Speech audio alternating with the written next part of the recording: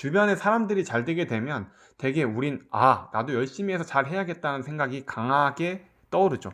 부정적이던 긍정이던 반드시 영향을 받게 됩니다. 하지만 혼자 있는 곳에서는 어떤 영향도 받지 못합니다. 영향이 없다는 건 성장도 없다는 거라고 생각해요. 안녕하세요, 부쿠리입니다. 처음에 뭔가를 도전하고 그걸 열심히 하다 보면 주변에 누군가와 경쟁이 이루어지기 마련입니다. 그리고 필연적으로 우리는 누군가를 부러워하거나 질투를 하게 되죠. 자연스러운 현상입니다. 그걸 동기로 꾸준히 성장해 나가기도 해요. 그렇게 우리가 계속 싸워서 이겨 나갔을 때, 하지만 과연 그게 나 혼자뿐이라면 우리가 행복할까요? 오늘은 지난 영상에서 제가 남이 잘 돼야 내가 잘 된다 그렇게 말했던 그 이유를 여러분들에게 한번 제가 생각한 것들 그리고 다른 사람들이 했던 말들을 추려서 한번 전달해 드리고자 영상을 만들었습니다.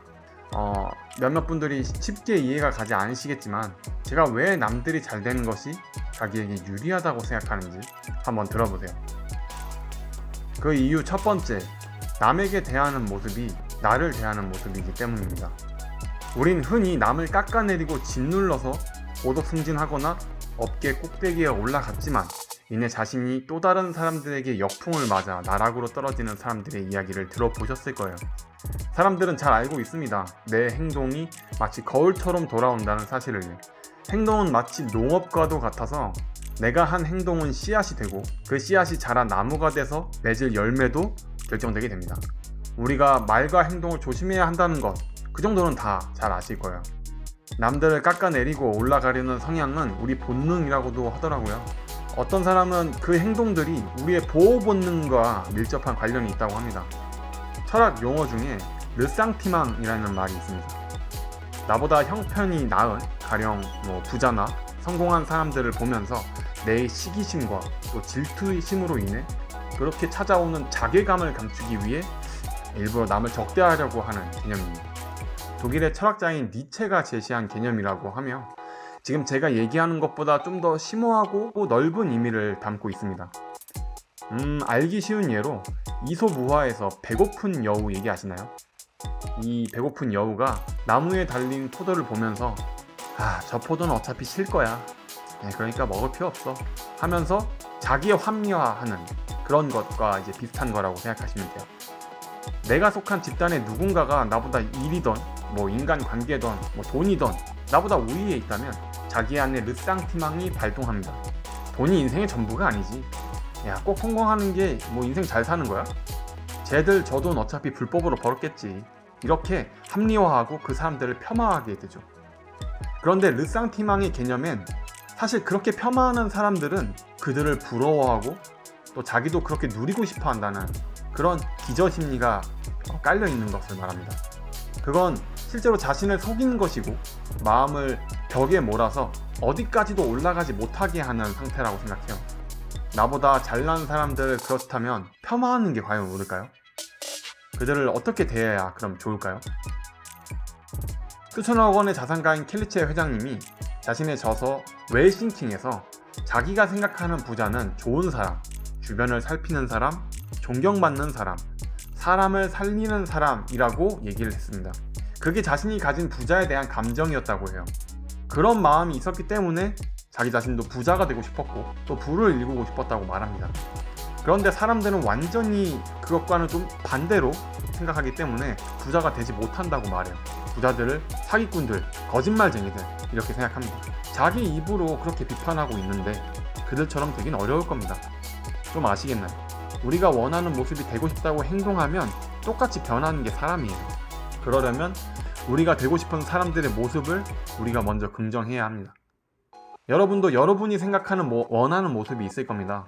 그렇다면 그 사람들 모습을 보면서 르상티망을 발현하는 게 아니라 부정적 생각을 좀 내려놓고 그들의 좋은 모습을 발견하고 나도 그들처럼 돼야겠다는 생각을 해야 하지 않나 싶어요.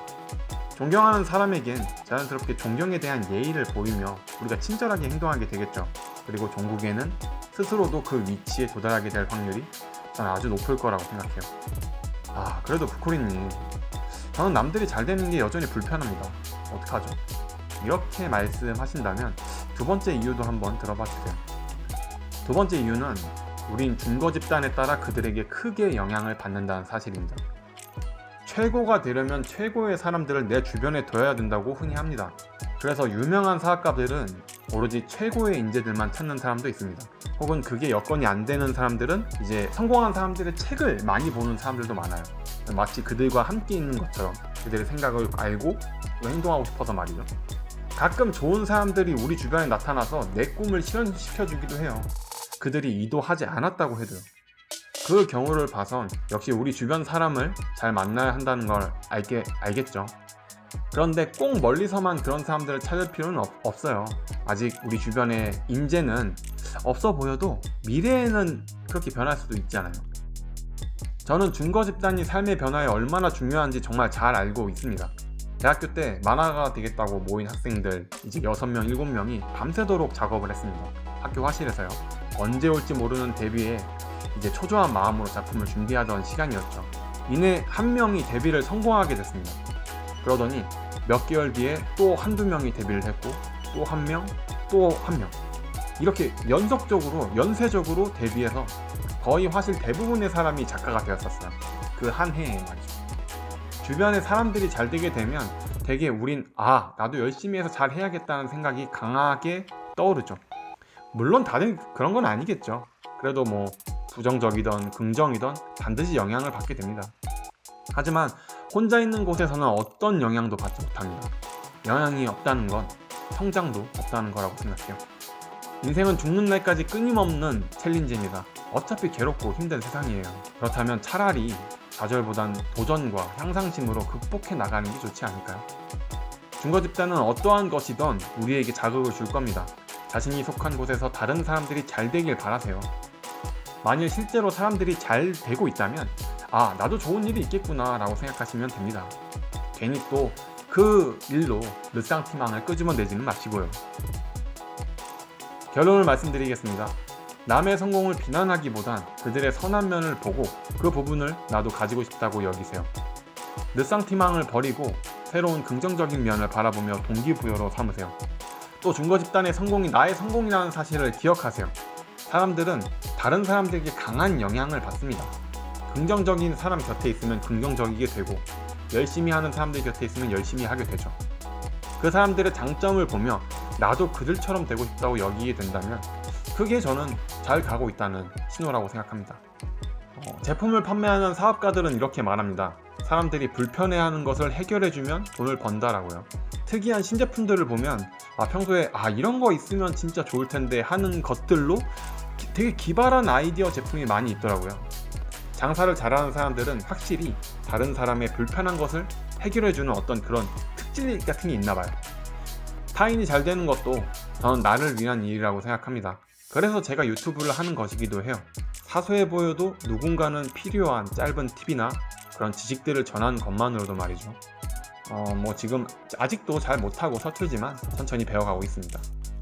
오늘 제 영상을 보시고 또 여러분들에게 도움이 되셨다면 좋겠어요. 또 궁금하신 점이 있다면 언제든지 댓글 남겨주세요. 같이 고민해 보겠습니다. 24년도도 이제 얼마 안 남았습니다.